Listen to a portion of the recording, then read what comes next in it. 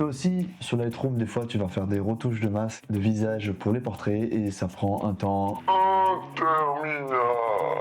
Bah écoute, aujourd'hui, moi j'ai trouvé peut-être quelque chose qui pourrait te plaire, qui pourrait t'aider dans ta retouche de peau. Alors oui, ce n'est pas comme Photoshop, mais le but n'est pas des fois, sur certaines séances, de faire une retouche telle que pour la marque de Dior, juste retoucher un peu la peau de son sujet, les détails du visage pour améliorer son portrait de manière efficace et sans perdre une tonne de temps sur Lightroom par exemple, comme je fais moi manuellement, je le fais assez souvent. Mais il y a des fois, il y a des séances où en fait ça va être juste, il y avoir beaucoup de photos à rendre et ça prend énormément de temps de faire ça manuellement sur Lightroom, une par une, ça prend du temps. Donc aujourd'hui, je vais te montrer la nouvelle mise à jour d'Aftershoot qui est sortie depuis un mois, je crois environ, qui est la retouche de peau. Tu vas pouvoir la tester toi-même si tu veux. D'ailleurs, si jamais déjà pendant que je t'explique ça te plaît et que ça t'intéresse, il y a le lien dans la bio pour 30 jours gratuits. Tu testes tout ce que tu veux. Il ne fait pas que retoucher la peau, c'est trier, éditer tes photos, plein d'autres choses. Mais nous aujourd'hui, on va vous aborder directement tout ce qui est retouche de peau et voir comment ça fonctionne. Est-ce que c'est rapide, est-ce que c'est intéressant, est-ce que c'est efficace. Bref, je vais vous montrer tout ça dans cette vidéo. On se voit tout de suite pour la partie editing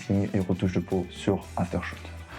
Alors là, nous nous retrouvons sur la home actuellement, et en fait là du coup vous avez plusieurs trucs. Là vous avez déjà créé un petit album déjà fait exprès. Donc là on est sur l'importation, vous voyez qu'après vous pouvez trier, faire l'édit et tout ce que vous voulez. Sachez que là pour la partie retouche, c'est des photos qui sont déjà éditées, donc j'ai déjà fait des pré-réglages sur Lightroom, je les ai exportés dans la qualité maximale, et du coup tout simplement là pour le coup on va aller directement sur la partie retouche. Donc là on est sur la partie retouche actuellement, et vous voyez qu'il détecte les visages. Donc dans un premier temps, ce qui est bien en fait, c'est que même si vous faites par exemple de la photographie de mariage, bah, il peut détecter plusieurs visages, donc ça c'est cool. Ça c'est donc all subject, masculine, féminine. Il peut vraiment partager les choses parce que des fois peut-être que vous avez un sujet en duo, le mec il a pas forcément besoin de beaucoup de retouches de peau, mais par contre la fille en a besoin. Vous pouvez cliquer féminine et il le sait tout de suite que c'est féminin. Donc une fois que vous avez sélectionné les sujets que vous devez travailler les masques, vous avez aussi des presets, on va dire des presets qui sont déjà prédéfinis. Par exemple face pop. Donc là on fait un face pop, boum, ça fait un face pop, ça fait ressortir le visage. Ça si vous n'avez pas envie de vous casser la tête, sachez que vous pouvez très bien changer ou créer votre propre preset.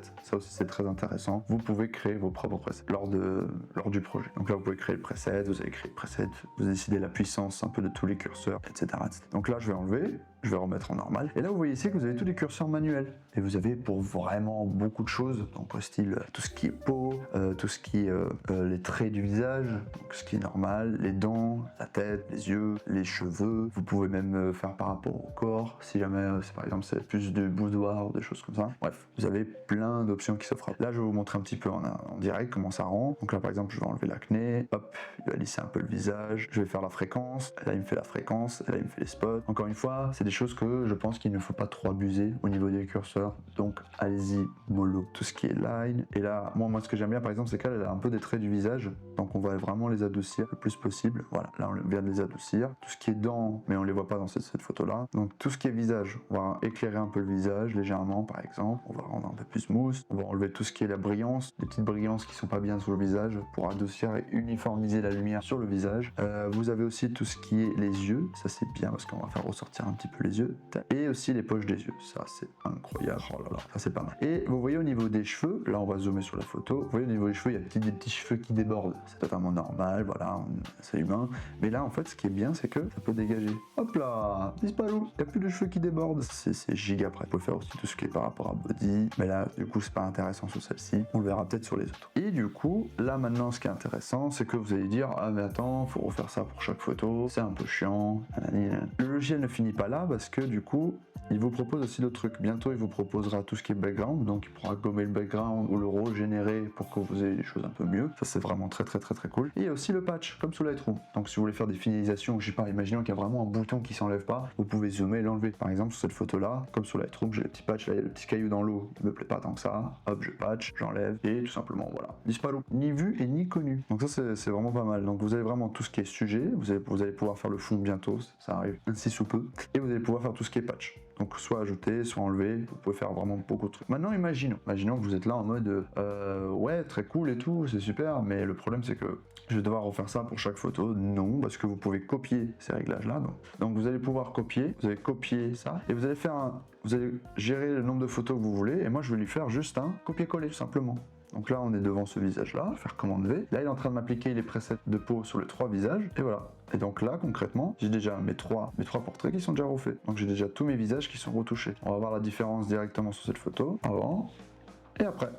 Et donc c'est vraiment bien parce que ça facilite la tâche énormément. Il ne reste plus grand chose à faire concrètement. Donc, et après ensuite, tout simplement, si vous voulez finir de retoucher tout ça tranquillement, vous allez sur export. Là vous pouvez choisir de mettre sur le dossier que vous voulez tout simplement. Vous allez pouvoir choisir aussi sur quel support vous allez faire ça, dans quel type. Ça, ce qui est bien par contre, c'est que ça exporte en JPEG si vous avez complètement fini de faire les photos. Maintenant, ce que vous pouvez faire, c'est que vous pouvez exporter en TIFF, le remettre sur Lightroom et finaliser la photo. Parce que du coup, si vous savez pas, le TIFF, c'est le fichier avec toutes les informations, comme en RAW, du fichier. Donc ça vous permet de retoucher avec toujours la même plage que celle du RAW, retoucher vos photos tranquillement. C'est le même principe que sur Photoshop quand vous allez exporter, importer une photo. Et puis Photoshop à Lightroom. Et ensuite, après, vous pouvez décider la qualité, hein, donc soit c'est ça, voilà. Et donner un nom au fichier si vous en avez besoin. Et une fois que vous avez fait tout ça, tout simplement, vous allez exporter. Donc par exemple, là, je vais dire destination, je le mets là, aftershoot, tac, tac, tac, et je peux exporter une photo. Encore une fois, si vous voulez tout exporter, commande ou contrôle, vous sélectionnez les photos, j'exporte les 5 photos, je choisis le dossier, je fais nouveau dossier,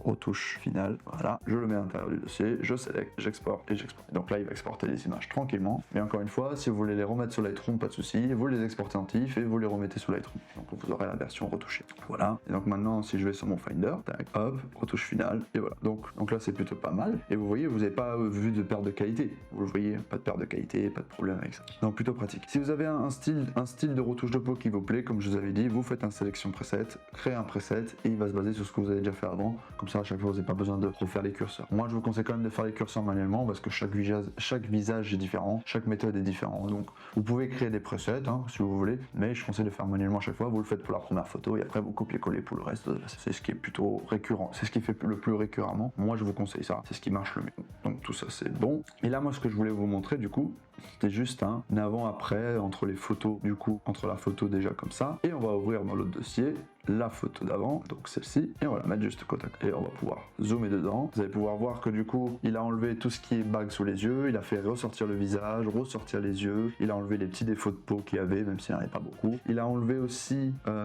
tout ce qui est par rapport aux cheveux. Vous voyez, il y avait des cheveux qui débordaient, ils ont été enlevés. Donc on peut voir vraiment la différence, c'est pratique, c'est pas la retouche la plus professionnelle qui existe, mais pour des portraits, ça fait largement l'affaire, ça nous permet de accélérer un petit peu tout ça, de pas perdre de temps par rapport à ça. Donc moi personnellement, je vous le conseille. Donc encore une fois, si ça vous plaît et que ça vous tente l'expérience de tenter ça, il y a 30 jours gratuits, vous pouvez tester tranquillement, 30 jours, faire votre propre avis, tester sur votre workflow à vous, sur votre manière de fonctionner à vous. Moi, je vous laisse le lien dans la bio si vous voulez tester tranquillement et essayer. Si vous avez des questions par rapport au logiciel, parce qu'encore une fois, il ne fait pas que la retouche de peau, n'hésitez pas à me demander, laisser un commentaire ou m'écrire sur Instagram. Ça me fait grandement plaisir de vous y répondre. Moi, je l'utilise assez récurremment maintenant.